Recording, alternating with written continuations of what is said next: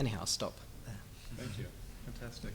Thank you, all four of you. I'm trying to think how to put a question or a comment on the table that the four of you can come at from a different direction. I'm trying to think of a perfect geometric figure here. And maybe a clue towards the end of Tom's comment, an interest, as you describe it, of moving, first breaking the kind of coupling of opposition between fact and fiction and simply trying to move fiction towards a form of iteration, I guess could suggest one topic which you've each touched on in interestingly different ways, I think, which is, of course, seriality, which, let's say, is one of the formal expectations of a magazine. In fact, what provides the form for television later in the 20th century, the serial structures, things happen again and again and again.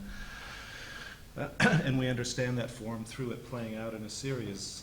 And number 20 is the 20th of experiments that have gone with your consideration of the form of a magazine. The serial structure of a graphic novel or of illustration. I'm really struck in the stories you're telling of the demand that a comic type form places on a way of telling the story, of going from box to box to box, and it plays out in a series of episodes or moments that construct that larger story, which is, of course, very different than a conventional novel or other kinds of storytelling. And now with your interest in iteration, is it a conscious attempt to experiment not just with the form of each of these, let's say, production or art types, but also with how things happen in time? You know, do you reflect, for example, with the magazine, on coming up not just with a different kind of magazine, but one that learns a lesson from previous iterations that you can say then helps adjust the thinking or the expectation?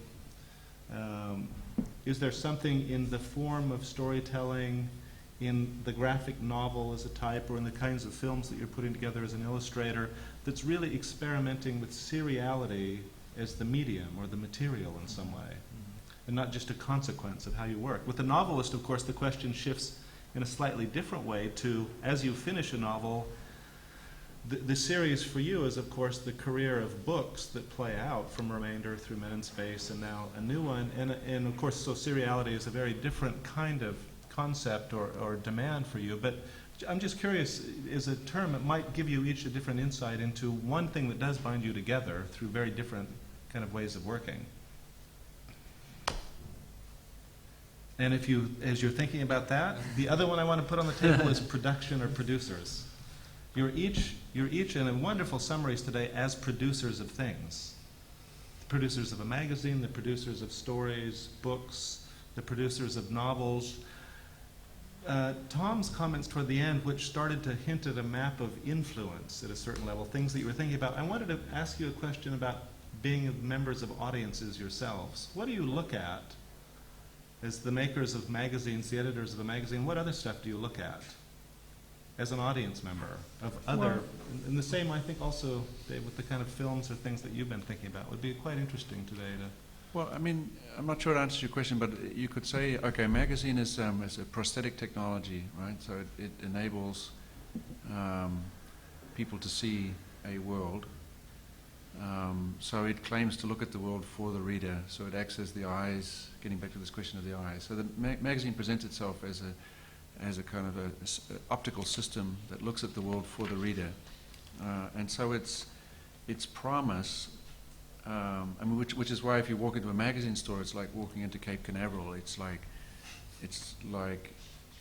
those insects that have millions of different inputs. So they monitor the world, but monitor in the sense of sort of a CCTV sort of thing. The monitoring is mainly to demonstrate that nothing is happening. So the primary mission of a magazine is to reassure the person who's looking through it that nothing happened.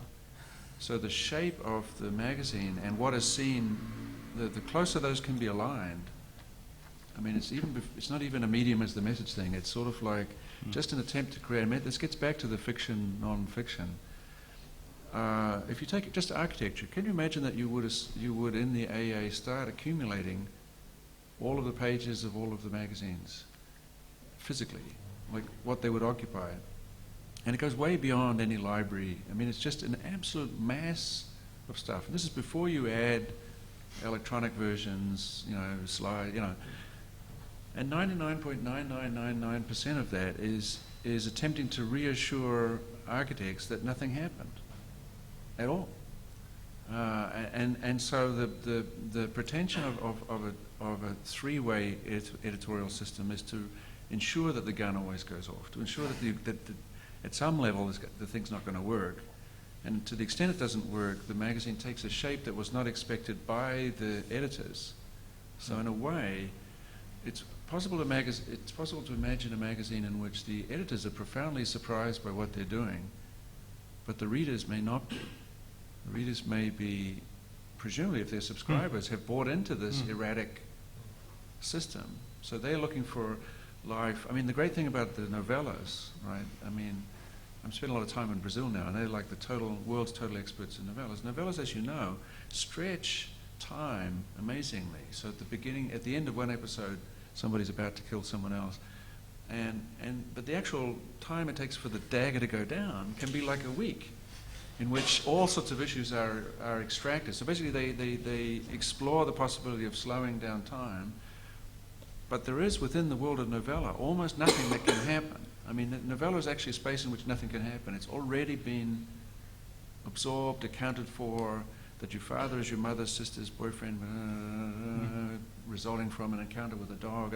It's already been internalized. So I think this sort of anesthetic function of being able to see clearly. I mean, that's what I so love, the story inserted into the eye like that. I mean, because it sort of caught that sort of tenderness between blindness and insight, right? And I think that that's why there can never be an answer to your question. It's just not clear to me that people who make magazines see anything at all, or that their mission is even to allow other people to see. It's almost the whole structure, the whole system is designed to reassure people that nothing is happening. You know, nobody really wants an architect. I mean, let's reverse engineer it. Do we really want architects to profoundly change the way we see our world? Yes, that's what we say as educators. We said it last night. But do people actually want that to happen? My guess is no. My guess is architects who can really change what they do are really annoying. They're super annoying. Or just usually wrong. Yeah. I think, for example, Rem has many, many different ways of annoying people, all of which I take to be a compliment. And one of them is the ability to do work that just doesn't seem to make sense given the earlier work. You just don't want that. It's supposed to sit in a kind of Dutch box, doing Dutch boxes. And so I'm sort of skeptical of the architect's genuine curiosity for change. And in that sense, it's a very slow answer to your question, which means that actually a deep commitment to seriality, a deep commitment to iteration and repetition, and even the sense that the building itself is such a thing, that it's an iterative system. Part of the great fascination with parametric design has been that, because parametrics offers you the possibility of absorbing all difference into the same. That if it's, n to the n to the n to the n gives you the variation, then variation is no longer variation, it's actually part of the same. Yeah. So it expands the architect's capacity to say all of the world can be conceived of within one super smooth, non-event space. Right? So this is the dark view. And I think the dark view is the reasonable one. It's the analytically correct one, and so on. And we're the idiots that, in the space of that, pretend that there is, that we're interested in change and a new generation of change and all of that.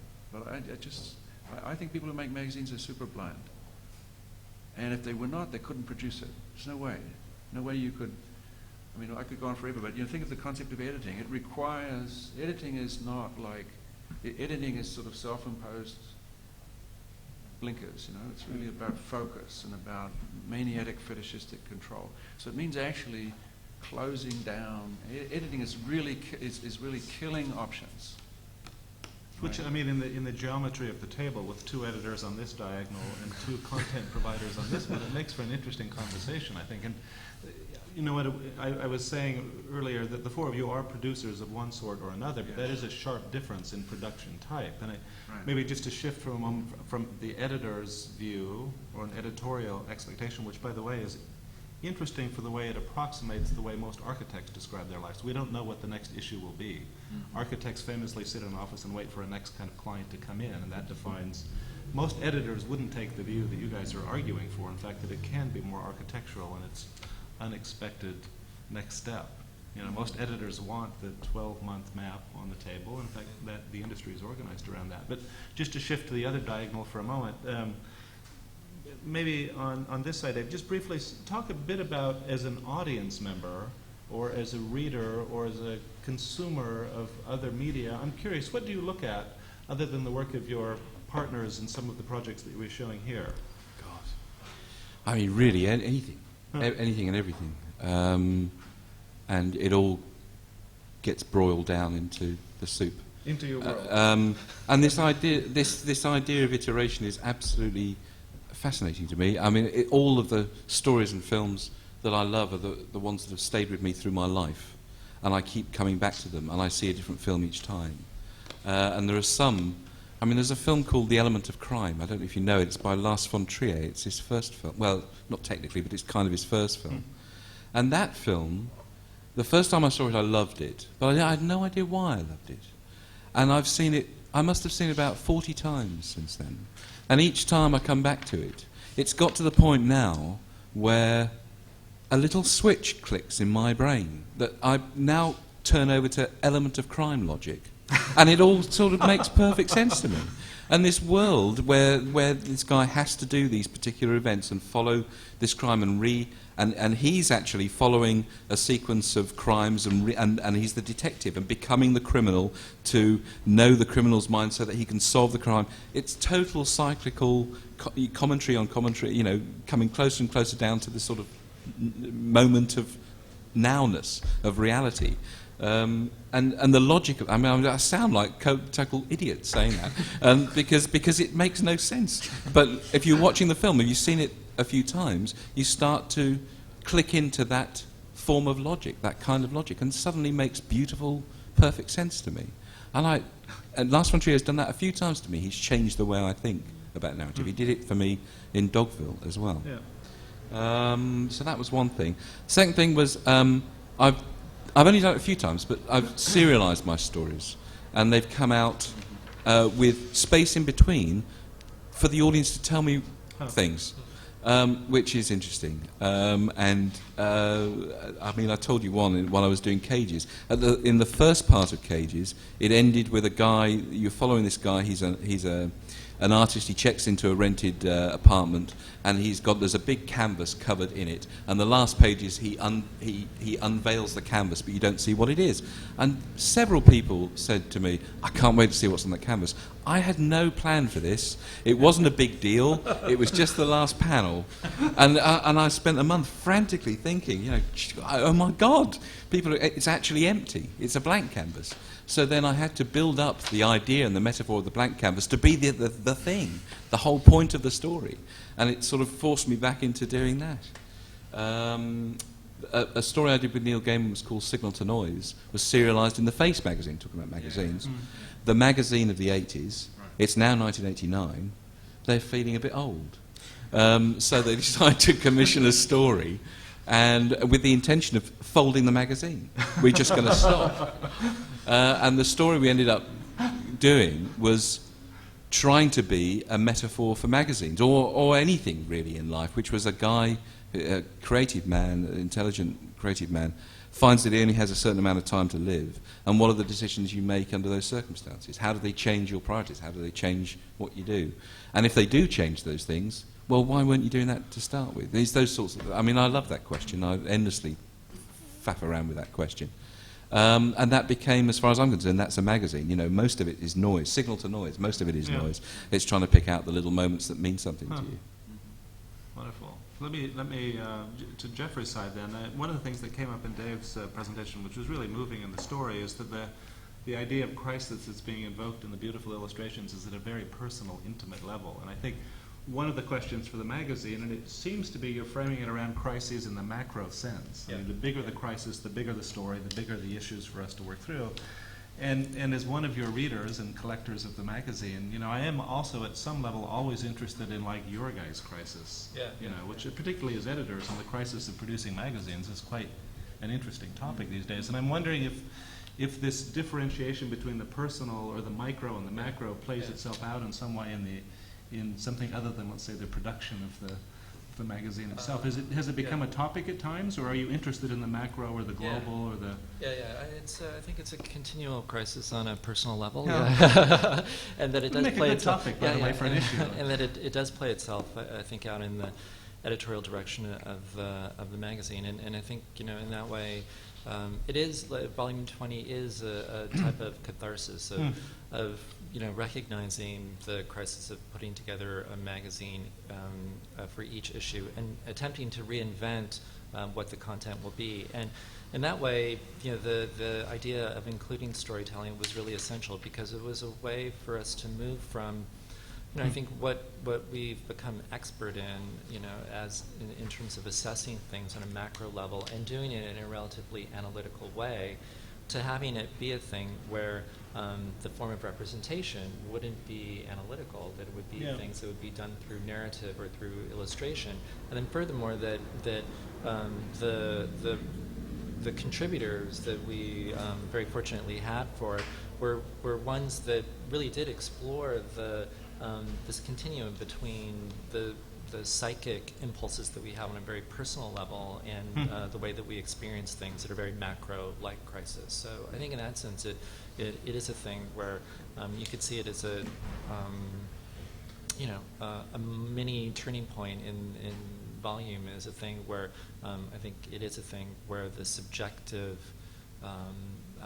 impulses and experiences of putting together a magazine is directing the editorial as much as the big issues that I mean, it does feel at times like a kind of mirror stage in the moment, like it understands itself as a form. You know, I made a note as you were starting that to look at some of the early images especially, it's as if Photoshop, what's being experimented with is Photoshop almost as a form of argumentation. You know, which blends more into illustration, and I think the sense that it's known more generally in at least some of the later issues. But it is interesting that you're in effect experimenting with form itself. I mean, I'm trying to connect, particularly in an architectural culture today, what we call design worlds and architectural culture in other interests. And I think one way you could say it overlaps surprisingly well with design worlds is with formalism as a kind of open topic or register that continually gets working on. And for you, it happens to be the form of the magazine itself. You've used the word content several times, but in a way, content seems to be the easiest thing. What seems harder that you're struggling with as you talk about it is how to give that form. That's right. One issue. I think that's precisely right, and that's the thing that we're really trying to experiment with in the magazine. So, like with one of the issues, I mean, you know, we tried to model different people as characters, and someone said, "Oh yeah, you know what? Actually, Maya is good for that." You know, like, yes, of course, it was like made for that. You know, but I mean, I think just thinking about the different kinds of ways that we do represent things, I think is. I mean, I think you see it really clearly in the cover images for the magazine, but I think even more so in terms of the way that we're trying to build out the body. And I think if there is any evolution to the way that the magazine has evolved, it's definitely on a form basis where the content is a thing that I think, you know, sort of continues in terms of our interests. Just to put the question on the table here, why are we living through this moment of quite rampant formalism across so many fields? I mean, the question of the form of a novel today is as real as is the form given some of the funny shapes and projects upstairs here in an architectural school. As editors, you seem interested not in finding a way to communicate a problem that might or might not be communicated and solved in the issue, but to give form to the magazine. Why is it we're suddenly all living within the most rampant era of formalism in, I would argue, decades, certainly in architecture? Yeah. What's brought that about? Is it a shift in technologies, media? Is it the fact that we're all traveling and looking at a lot more stuff? Or did we just lose our way with an expectation or a definition of what form was in these various fields? I mean, it seems to be something each of you, in your own terms, are quite consciously experimenting with. Well, I think there's a mythology of the factual. I mean, around today, like for example, I saw 2 shows in London. Yesterday saw the pop show at the Tate, and today saw the Amish Kapoor show at the Royal Academy. And it seems to me the pop show is self-consciously about fiction. I actually think it's a terrific show because it got Warhol's storytelling capacity in many more modes, and not by accident ends with the sort of Japanese cartoon world. But it's a lot of words and a lot of images, and everything is rendered fictional, and everything becomes part of a story. So even the love story, the television, there's the Warhol's episode in the love story, which I'd forgotten about, and so. And then there's the Amish Kapoor show, which seems to be always about facts, and they try to have no words, and it's all about kind of fundamental perceptual, sort of almost physiological encounters and so on. And there were a few people at the pop show. And there was a mob at the. So facts, or the kind of idea of the fact, and even the reflection. I mean, it would be too easy to say, but the idea that what is rendered factual by that show is the spectator. So the spectator is sort of like established. Whereas in these things are too easy to say, but in the pop show, yes, you're also established, but you're established as a consumer in transition. You're established as a nervous consumer looking for, trying to sort of, it's got all that sort of stuff built into it. In the pop show, 15 minutes is a lifetime, right? It is a life. And so I think there is this sort of almost a fundamentalism fully in operation. And I think you can flick it back to the computational world, because the computational world doesn't take advantage of its own narrative status, doesn't see itself as a storytelling mode, and it so obviously is, and it's part of a long history. Right? The history of the computation, at the very least, is from the war, Second World War, all the way through. So it is totally a narrative structure, but it's a narrative about fact, right? And in both cases, the computational kings and queens want you to look at the work and just simply absorb its goodness. Right? It's just going to radiate its intelligence. I think it's something of that order. The way your question is framed is tricky, because I do think that there's a kind of an issue there about if your job is to design eyeballs, what do you see? And I quite like that aspect of the Blade Runner thing. Sure. I think the eyeball experts became, I don't know if it's faithful to the Gibson or not, but the idea that the sort of short guy with the very thick glasses who was the eyeball guy. We just do eyes. I just do eyes. I just do eyes. Yeah. And so the whole movie is basically to find that person who's essentially blind, right? And doesn't the person say, I've seen things?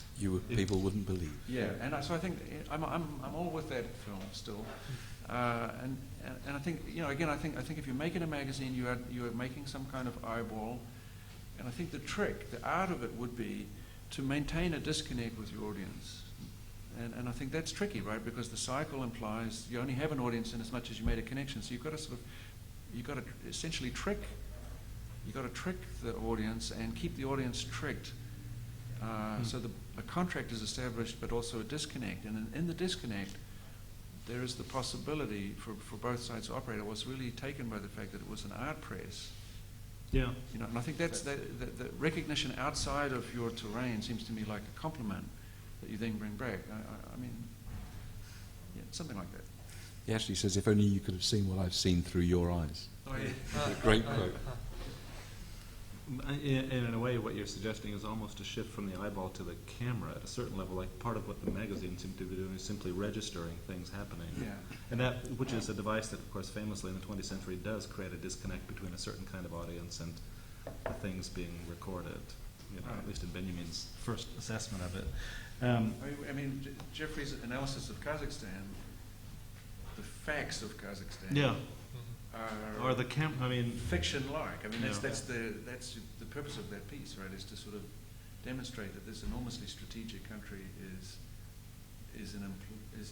implausibly deep in a fiction about gold and diagonals. in diagonals. Which again, formalist kind of preoccupation. Tom, you said in your in the early part of your comments, you quoted the great Ballard line, that there's a duty writers have to create the real in a world that's all fiction anyway. And it does bring us back to the real and its representation as a topic. And just to put it on the table then for a minute,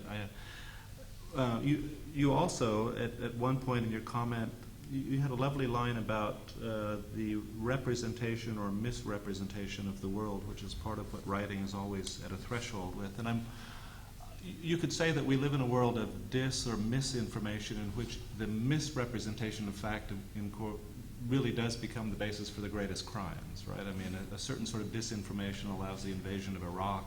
Facts are presented in a story form that then lead to horrific, global kind of events.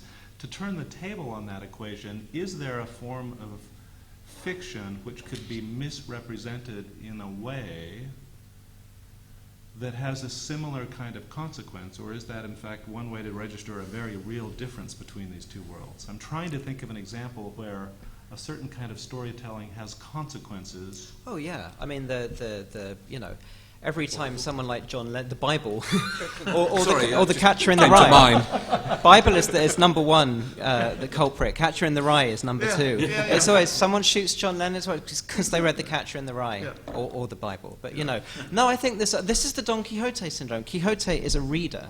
He's a reader of books. I'm the character in the book.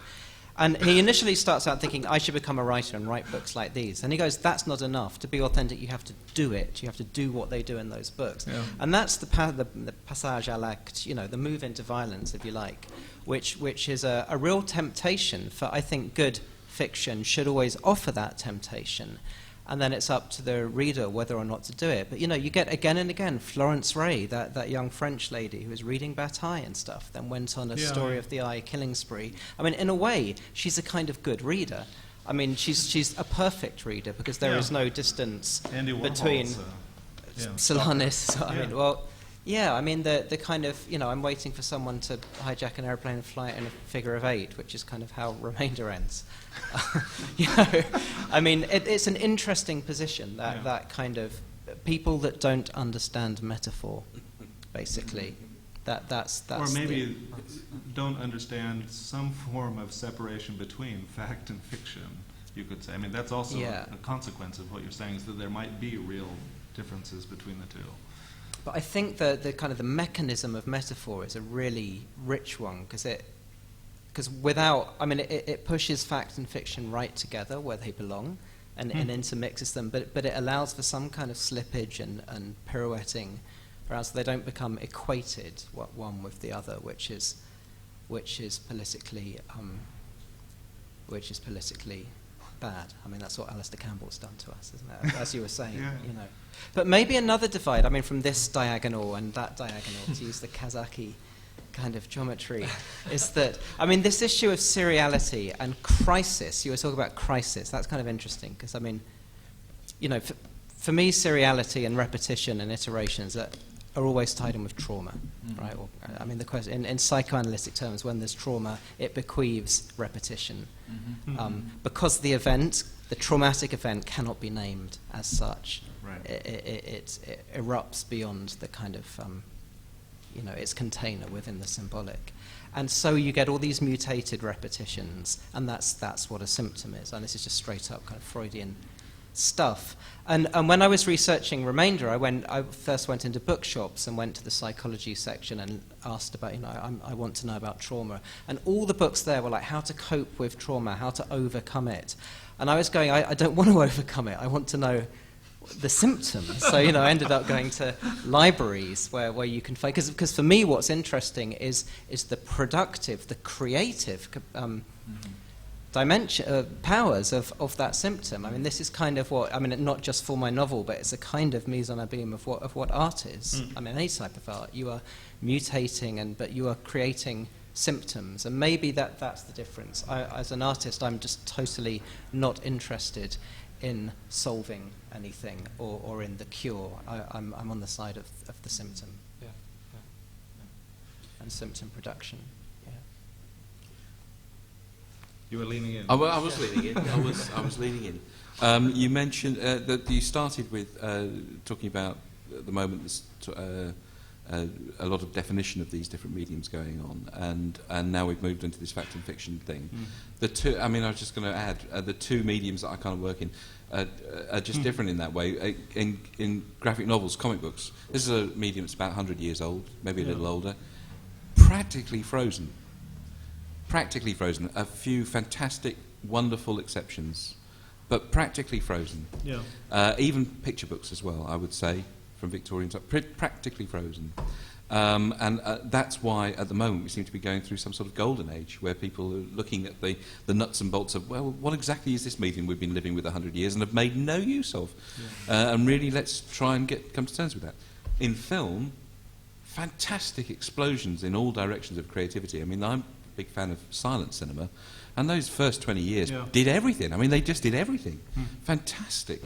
And it's almost exhausted in the extraordinary, filigree variety of film. And so now it's come down to, especially with the change from analog to digital, what's real then?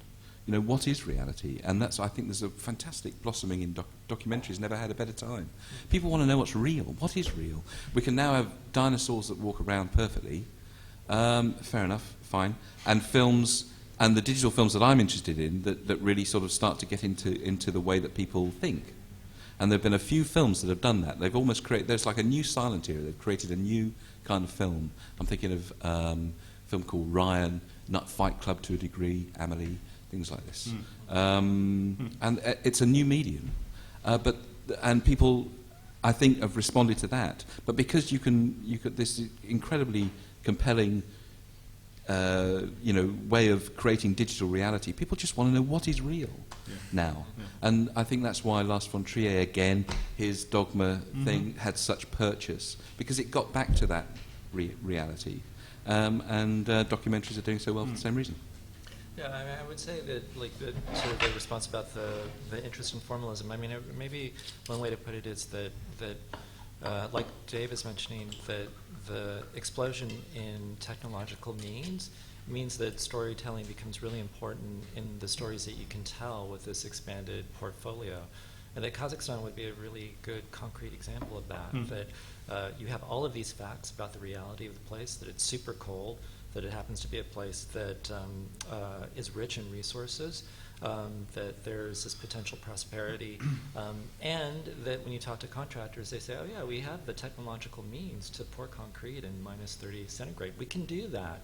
So the story can build upon these apparent facts. And getting the story right, or shaping the story in terms of what's capable, and the truth of the thing, I think, is the thing that in many fields that we're really obsessed with. But I think it is that, in that way, a golden era of trying to explore through technology just what kinds of new stories could be told. Yeah, I mean, it's interesting. One of the flip side of that recognition, let's say, that it is an incredible moment for storytelling.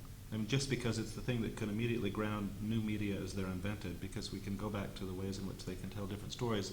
The flip side of that, of course, is that we live in a time in which the concept of an editor is under siege.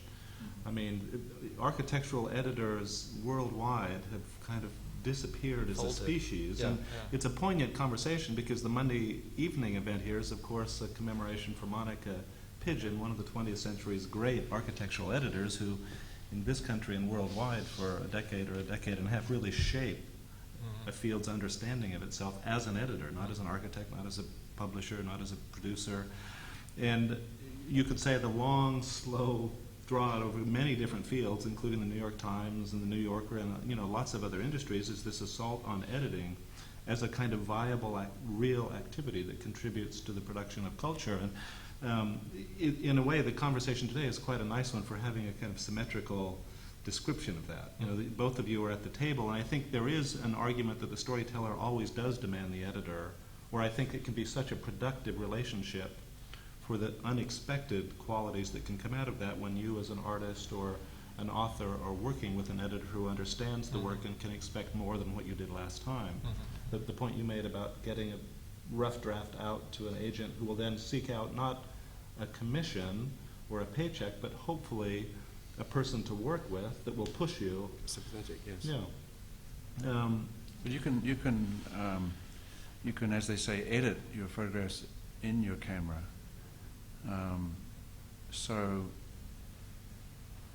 at the level of education, we've constructed the idea that everybody is in the Quixote position, where the reader, writer, nobody wants to buy. People would rather spend, using your own example, 99 cents per song, and pay more than they would if they bought the whole thing, in order to say they didn't just buy it, they selected the songs, they made the album. Made the playlist. So in a world which is all of your own making, a kind of Wikipedia world, a wiki world, it's easy to imagine a kind of cult of the fact to build up. But of course, it is itself a incredible fiction, this fact thing, right? But I just think, at some level, one wonders whether there would be a sort of a meltdown of this. I remember in the great competition between McDonald's and Burger King argued that you can have it the way you want, right? You can specify what it is, and that would make you free. And McDonald's said there's always 97 seeds on the bun, not 98, 96, and that will free you, because it'll always be the same in Kazakhstan or wherever, right? And I know when McDonald's went to New Zealand, there was a real crisis because New Zealanders wanted to put real cheese in the cheeseburger, and McDonald's said, no, it's got to be this plastic, right? So I mean, this is a pathetic example, but I do think that even that in a moment in time in which every child edits images and thinks of an image as an edited object, anybody over the age of 3 is already perfectly literate in kind of postmodern philosophy. I mean, they just, completely understand that. And I think there will be a series of extraordinary responses to that. One can fully imagine percolated through. That storytellers will get to will somehow build on that, and it might take the form of a real, like in the Von Trier example, a kind of hardcore. There may be kind of hardcore reactions which become enormously interesting. I would love to think that in architecture there would be some kind of hardcore reaction, but it's definitely not Peter Zumthor going up and pretending that he's hiding in a mountaintop in a one-to-one embrace of the fundamental qualities of materials, and that the qualities of his work cannot be captured by any camera and so on. The man who has the most expensive photography in the world. I mean, it just can't be that idea about fundamentalism. But I think there would be some new, maybe some movements. Maybe you're getting back to the manifesto. There may be some sort of cells emerge. I think that'd be kind of fun. I think we'll stop it here, but let me first see, anyone in the audience want to ask a question? Have we exhausted you? There's one here. I've got a microphone. Let me give it to you. So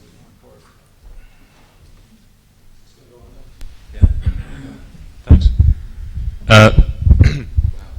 That's quite loud. I guess it was quite interesting hearing you speak. I mean, I come from this generation of instant editing, and I mean, there were certain kind of recurring themes which came up throughout the discussion.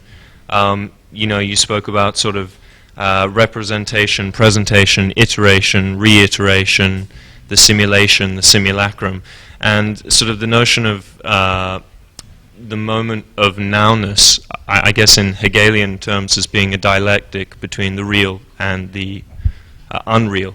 But in fact, I think for people of my age, the sort of the crisis of the moment is really an existential crisis, because with a ubiquity of information, the information actually becomes worthless. So the facts become meaningless because of their ephemeral quality. And I think for people of my age, there are two disturbing things. The first thing is trying to find meaning in all these facts. And the second thing is that, Baudrillard wrote about hyperreality, but it was a copy without an original. But the problem is today in the procession of the hyperreal, in which the hyperreal enters into the world of the real, where we see massively multiplayer online role-playing game avatars become real people. I don't know, I thought perhaps the hyperreal and the procession of hyperreality might be an interesting subject as a follow-on from what you were talking about. And why don't you just say your age? I'm 22. I mean, that Baudrillard thing, I mean, it's kind of... That Baudrillard thing. There's a title for a novel. It just doesn't seem that new. I mean, it's in Plato. It's in the Sophist. He talks about the simulacrum being a copy without an original. I mean, Baudrillard's exact words. So Baudrillard's kind of like Plato with TV, and no. But what's interesting is for Plato that's the problem of art. Art is bad because it's a copy without an original. Because everything here is already a copy of the real. You know, the sublime, perfect table and microphone and so on, the thing itself. So if we then have a simulation of this stuff, that's like one too many. It's going to jam up the whole machinery. I mean, he's really troubled by the idea of the simulacrum. And I think right from the beginning, right from the off, in terms of Western culture, you've got this problem, which is the problem of art and literature and fiction and so on, and which successive ages just exacerbate in more and more. And I'm glad. I'm on the side of the exacerbation. So, but I don't know what other people think. I love what you said. I mean, it was funny you brought so many names of dead people into your list, and I don't think anybody used the word simulacrum that I remember. We'd have to check in the videotape. I think I did. You did? You did? I think we had to register on the index. So it's interesting that I didn't hear it. But I mean, I think that this is a belated answer to Brett's question, but I think, for example, when students go to architecture school, or they're choosing an architecture school, they ask lots of questions about in which way do you handle sustainability. So sustainability and ecology kind of energy responsibility has become an unambiguous virtue. So I think that's assumed a little bit the status of the kind of fact. So basically, in an age of, you describe of all these different information and so on, I think that students are saying, okay, well, basically, ecology would be the real in that whole system, human rights to some extent and so on. So a number of 60s concerns have been now nominated as the area of fact. But those students who think about ecology in that way, I think, are not necessarily going to be doing the most innovative work in that area because their relationship to that is religious. Essentially, it has become a kind of a touchstone. And your question to me, I think the only thing that's really sort of trained is the training. You see, I think if children are trained in editing, are trained editors, that perhaps means we live in a different world. But I don't think it's a different world because there's more information. In fact, I don't have any evidence that there's more information.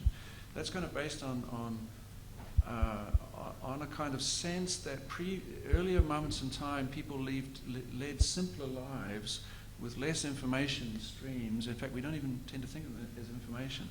We tend to think, people, for example, wax lyrical about the Gothic cathedrals, and just assuming that everybody understood what the hell those buildings meant. But in truth, if positioning a rose window in the right position really made a lot of sense to everybody, you wouldn't need those cathedrals. The reason those cathedrals are so elaborate and built over 100 years is there was not this univocal sense of what the world is. People just imagine that somehow stress and trauma and all of that, it comes after Freud. And nobody wants to know what a Gothic cathedral was like. Gothic cathedrals were filled with shit. Literally shit. Not just, getting back to the metaphor thing.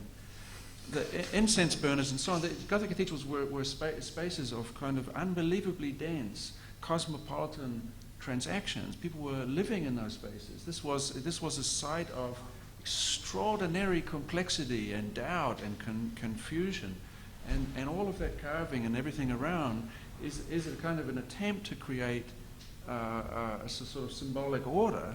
But there's only such an attempt because the people are not feeling it. So I think that the idea that a young generation today might be confused by all of this stuff around and what's real and what's not real, there's absolutely no reason to believe that we are more or less in touch with the real than any other moment in history. And I think that's sort of super important.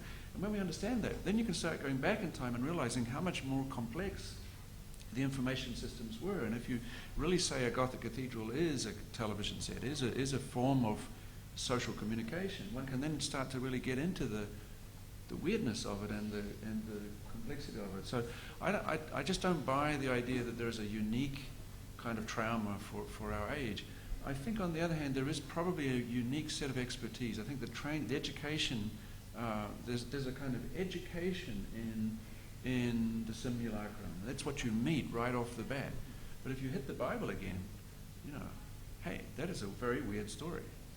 I mean, it is, right? If you're going to buy into that story, you have to refuse a number of everyday assumptions about how you deal with your world, and it's a form of training, clearly. So I think that I'm all into maybe it's because we're teachers, right?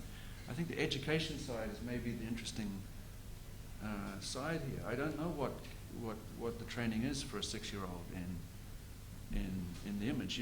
The new cameras, just to finish this diatribe, the new camera now, the everyday cameras recognize the faces of the people you take the photographs of, and so you can turn on the option to have the name of the person you're photographing appear in the file attached to the image. You have to decide whether you want it to recognize, your favorite people. Now, I mean, that's just such a wonderful opportunity for new forms of writing and new forms of work and so on. But what does it mean when a 5-year-old's camera knows better who you're taking pictures of than you yourself do? I think it's just terrific. Wonderful. I see your point, but I think in some ways, the comparison with the Cathedral is a false comparison, because in terms of the interpretation, I think you're exactly right. But in terms of the quality of the information, I mean, the thing about Cathedral is that it is essentially concrete. I mean, it is a physical assemblage. Whereas the thing about the virtual is that it's by its nature ethereal. I mean, you can't say, for example, where is your email? The question doesn't really make sense because the information isn't conceived in the same way. Yeah, but you just have a dull idea about cathedrals. The cathedral is a place in this world in which you can leave this world behind. It's its job. Its job is to be a physical object which acts as an interface to the non-physical world. So all of its design has to do with optically attenuating its own solidity. All of the structure dances on the outside so that there can appear to be no support on the inside, that it leaves gravity behind. It's a machine. It's a machine for leaving the concrete world behind, elaborately conceived of by theorists. It's no evidence that anybody in that machine had the experiences that it was meant to have. It's a kind of cinema. There's a Raymond Carver story called Cathedral, in which a blind man and a sighted woman are watching. They're getting stoned in front of the TV, and there's a documentary about medieval cathedrals. And the blind man is saying, what's on TV? And she says, it's boring, some English documentary. He says, no, I want to know. And so he gets her he holds her hand and she draws the cathedral. And it's very moving. There's this kind of communion that happens in front of the TV through the reiteration of this cathedral. I don't know, it seems to tie a lot of these ideas together because I guess the TV is virtual and the material and the cathedral on the TV is made out of bricks, but the event is happening somewhere between a blind man and a woman and through a sketch and so on and so on. I don't know, I had to say that when you talk about cathedrals and simulacra. I'm getting signals that we're going to be wrapping up the recording. We've got another room to set up here for a few minutes. I just want to thank everybody for coming in. Thank you guys so much, and all of you for staying for the conversation. Thanks.